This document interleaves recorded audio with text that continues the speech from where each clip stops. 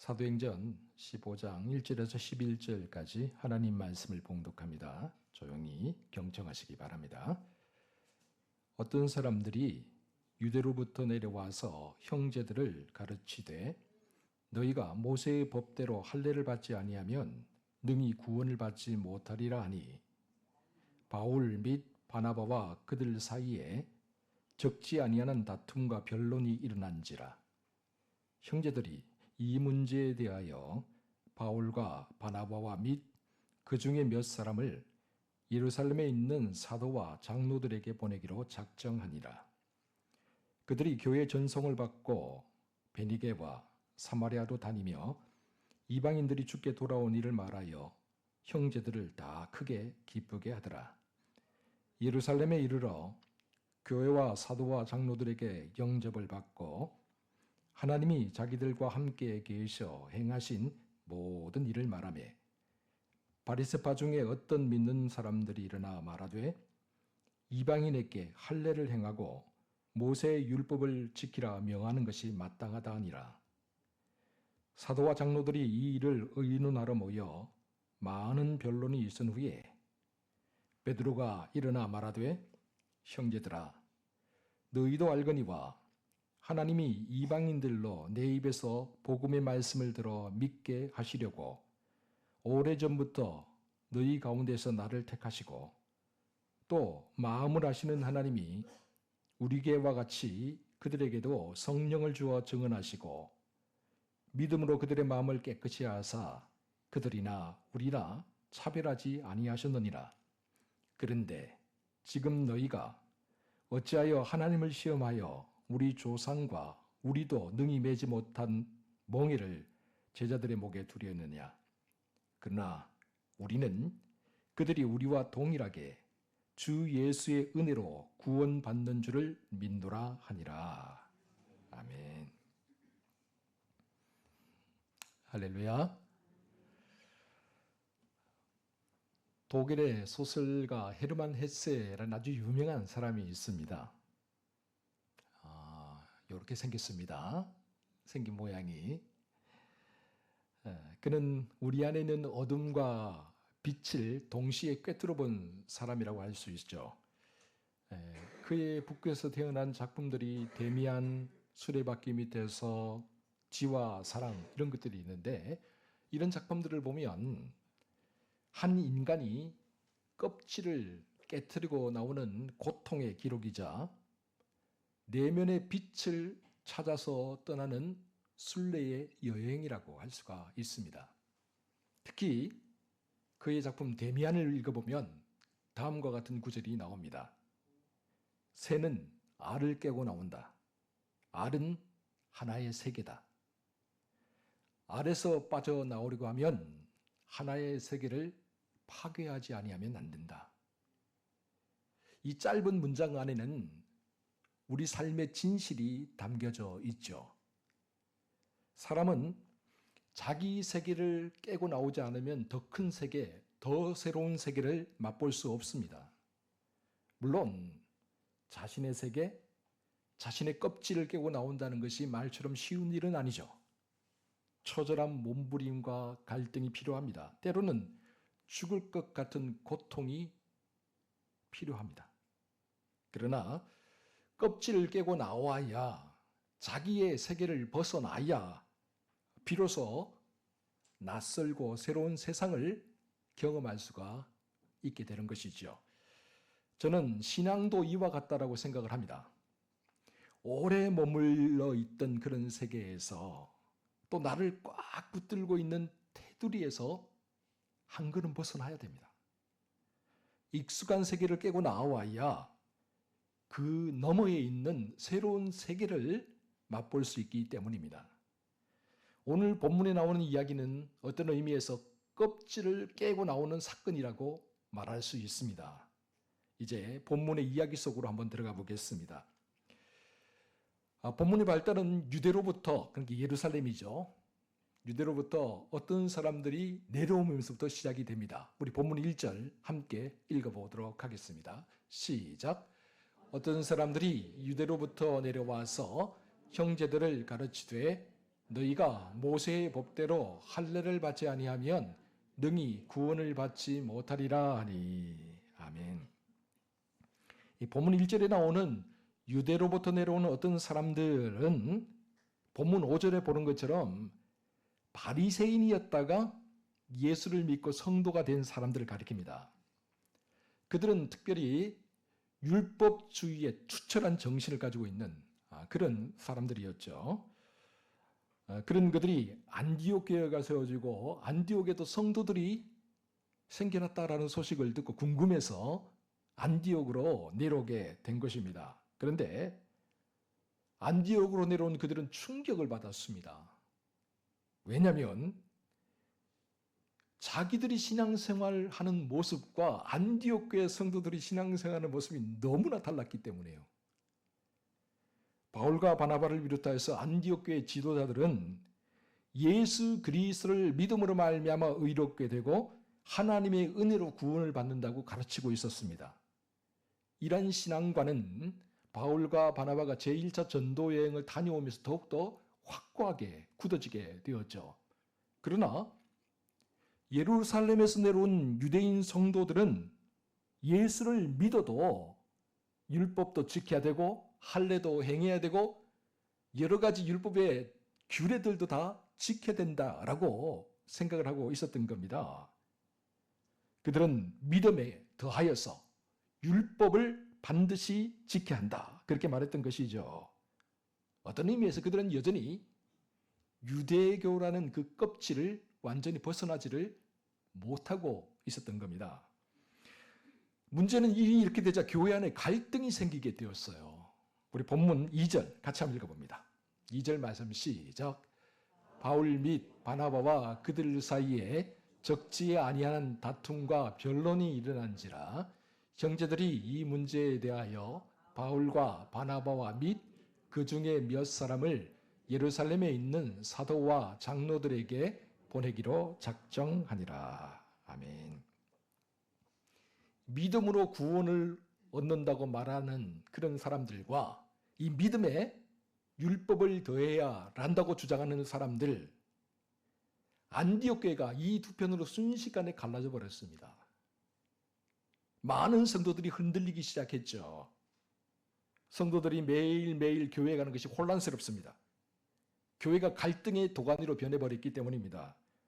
그래서 뭔가 답을 찾아야 했고 길을 만들어내야 했습니다. 사랑하는 성도 여러분, 사람은 자기가 살아온 삶의 배경, 자기가 그런 인생길에서 벗어나기가 쉽지 않습니다. 자유롭지 못하죠. 신앙생활도 역시 마찬가지예요. 신앙생활하면서 은혜를 경험하고 강력한 성령의 능력을 경험했다 해도 낡은 생각, 예전의 모습을 벗어버리는 데는 오랜 시간이 필요합니다. 새가 껍질을 깨고 나오는 것처럼 자기의 세계의 벽을 허무르는 것이 쉽지 않기 때문입니다. 그러나 기억하십시오. 껍질을 깨고 나오지 않으면 새로운 세상을 맛볼 수는 없습니다. 갇혀 있게 되죠. 그 안에서 자기 스스로 만족하며 살게 되죠. 우리가 진정 새로운 은혜의 세계를 맛보고자 한다면 우리를 가두고 있는 낡고 익숙한 세계를 깨고 나와야 합니다. 안디옥 교회가 혼란스러워지자 성도들은 이 문제를 해결하기 위해 바울과 바나바를 대표로 해서 예루살렘 사도들에게 사람들을 보내기로 작정합니다. 예루살렘 사도와 성도들에게 이 문제에 대한 확답을 받아오게 하려고 했던 것이죠. 이에 바울과 바나바가 사람들과 함께 예루살렘으로 길을 나서게 됩니다. 그들은 올라가면서 베니게, 사마리아 등을 거쳐가는데 거쳐갈 때마다 제1차 전도 여행을 하면서 이방인들에게 복음을 전하자 그들이 그 복음을 받아들이고 구원받게 되었다는 이야기를 간증을 같이 하게 되죠. 그러자 많은 사람들이 이 소식을 듣는 많은 사람들이 함께 기뻐해 줍니다. 그리고 마침내 예루살렘에 도착합니다. 그러자 사도들과 성도들이 따뜻하게 그들을 맞이해 줍니다. 그리고 곧 이어서 회의가 소집되죠. 이 회의가 바로 제2차 예루살렘 회의입니다. 제1차는 사도행전 11장에서 우리가 살펴봤죠. 먼저 바울과 바나바가 그동안 일어났던 일들, 특별히 제1차 전도 여행을 통해서 이방인들이 구원받았던 이야기들을 쭉 설명을 합니다. 그러자 바리새파 출신의 믿는 성도들이 일어나서 반론을 제기하죠. 본문 5절입니다. 우리 같이 한번 5절 말씀을 같이 읽어봅니다. 시작. 바리새파 중에 어떤 믿는 사람들이 일어나 말하되 이방인에게 할례를 행하고 모세의 율법을 지키라 명하는 것이 마땅하다 하니라. 아멘. 여러분, 바울도 이렇게 주장하는 바리새파 유대인들 성도들의 마음을 잘 알고 있었어요. 왜냐하면 바울이 이전에 바리새파 사람이었잖아요. 바리새파 중에서도 가장 유명한 가말리엘 문화에서 공부를 했던 사람이잖아요. 그러니 그가 얼마나 율법과 규례와 할례를 목숨처럼 유대인들이 여기고 있는지 다 알고 있었죠. 그런 그가 다메섹 도상에서 부활하신 예수님을 만났습니다. 그리하여 주님만이 구원의 길이라는 것을 깨닫게 되었습니다.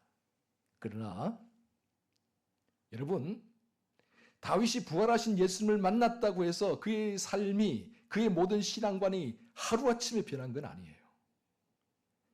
바울의 옛세계가 순식간에 다 달라진 건 아니에요. 다메섹 도상에서 부활하신 예수님을 만난 후 그는 아라비아와 그의 고향 길리기아 다소로 가서 10년을 넘게 머뭅니다. 그러면서 그곳에서 부활하신 예수님께서 그에게 주신 말씀, 그리고 하나님의 말씀, 그에게 주신 은혜를 깊이 묵상하면서 복음의 심장부에 다다르게 되죠. 그 심장부가 어디냐? 로마서 3장 22절. 우리 함께 같이 읽어보도록 하겠습니다. 시작. 곧 예수 그리스도를 믿음으로 말미암아 모든 믿는 자에게 미치는 하나님의 의인이 차별이 없느니라. 아멘. 이신칭의라고 합니다. 예수 그리스도를 믿음으로 말미암아 의롭게 되고 구원을 받는 것. 부활하신 예수님을 만난 후 바울이 할례와 율법의 테두리를 벗어나서 옛 껍질을 벗어버리고 새로운 이 복음의 심장부에 다다르기까지는 오랜 시간이 걸렸어요. 다양한 경험들이 필요했다라는 사실이죠. 여러분, 이처럼 진리는 한순간에 우리에게 찾아올 수 있습니다. 그러나 그 진리를 품고 살아가면서 내가 변화되는 데는 오랜 시간이 필요합니다. 내가 완전히 새로워지고 새로운 피조물로 거듭나기 위해서는 나를 바라보고 또 나를 깨트리고 나를 넘어서는 이 고난의 역경의 시간들이 반드시 필요하다는 거죠. 어느 날이었습니다. 한 남자가 우연히 꼬치에서 그 꼬치를 뚫고 탈출하려고 하는 나비를 보게 되었습니다.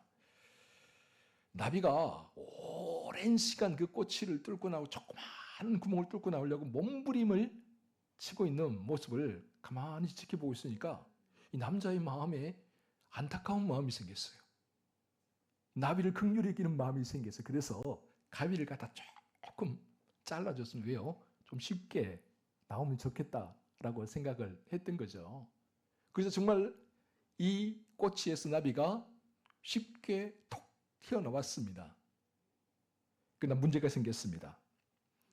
꼬치를 나온 나비가 하늘을 훨훨 날아다니기를 바랬는데 아니 이 나비가 날지를 못하고 땅을 기어다니는 벌레가 되어서 생을 마감하고 말았습니다.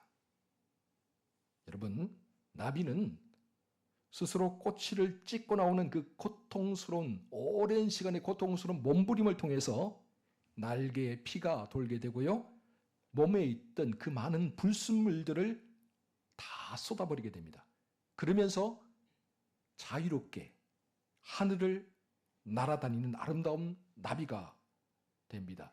만약 그런 고통의 과정을 겪지 않으면 그 나비는 땅을 기어다니는 한 마리의 벌레에 불과할 뿐입니다. 신앙의 깨달음이라는 것이 우리에게 순식간에 찾아올 수 있습니다. 예수 그리스도를 믿노라고 내가 고백할 수 있어요. 그러나 그가 예수 그리스도를 닮은 모습으로 살아가는 것은 또 다른 문제입니다. 복음의 심장부에 다다르는 것은 또 다른 문제입니다. 신앙의 깨달음이 왔다고 해서 모든 것이 완성된 게 아니에요. 우리를 가두고 있던 껍질을 깨고 나와서 새로운 피조물이 되기 위해서는, 예수 그리스도를 닮아 성화에 이르기 위해서는 지난한 고통의 터널을 지나가야 합니다. 아프고 힘들다 하더라도 우리가 고통의 이 시간을 생략해 버린다면 우리의 믿음과 신앙이 제대로 설 수 없습니다. 우리의 믿음과 신앙이 견고해지고 단단해지기 위해서는 반드시 고통의 터널을 지나가는 시간이, 그래서 우리가 견고해지는 시간이 필요하다.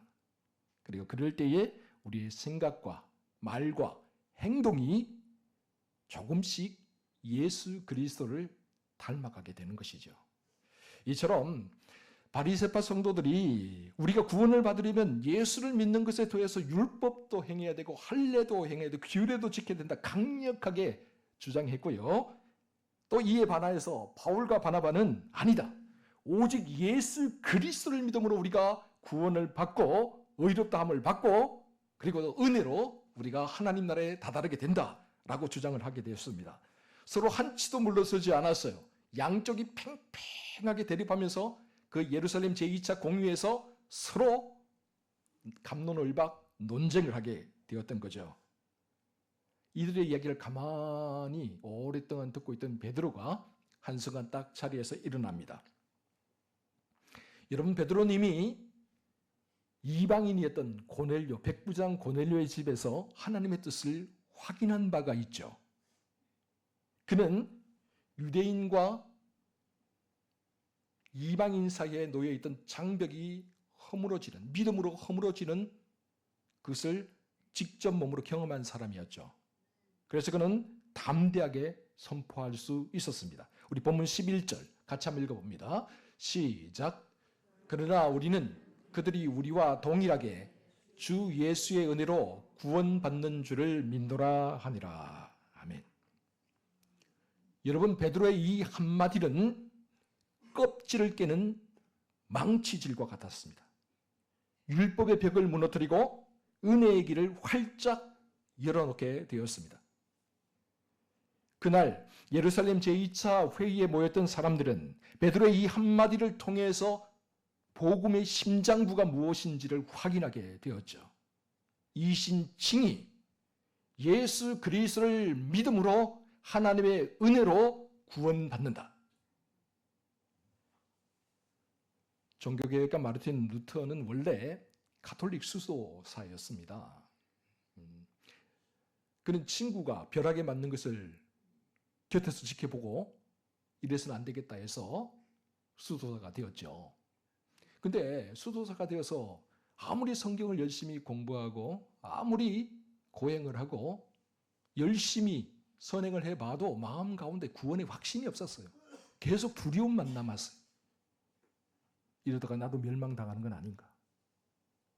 그래서 어떤 사람이 성지순례를 다녀오면 마음에 구원의 확신이 든다고 하더라. 특별히 로마에 있는 고행의 계단이 있는데 그것을 무릎으로 끝까지 올라가면 구원받을 수 있다고 하더라 라는 이야기를 듣게 되어서 성지순례를 다녀오게 되죠. 그리고 마침내 로마의 그 고행의 계단에 다다르게 됩니다.